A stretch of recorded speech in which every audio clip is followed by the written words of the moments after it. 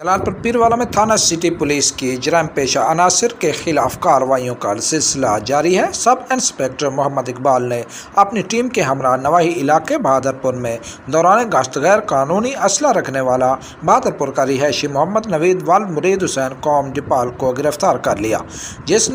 جس کے قبضے سے 12 بور ریپیٹر، بما، کارتوس اور 12 بور پسٹل کے ساتھ گولیاں برآمد ہوئیں، جبکہ شراب فروش راشد والد حاجی احمد قوم پاولی سکنا 86 ایم جلال پور پیروالا کا رہائشی ہے،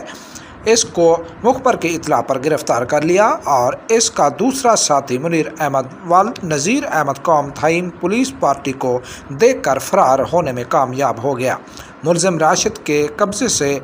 40 شراب کی ولیتی بوتلیں اور 188 لڑ دیسی شراب برآمد ہوئی۔ تھانہ سٹی پولیس نے غیر قانونی اسلحہ رکھنے والا شخص اور منشیات فروش کے خلاف الگ الگ مقدمات درج کر کے کارروائی کا آغاز شروع کر دیا۔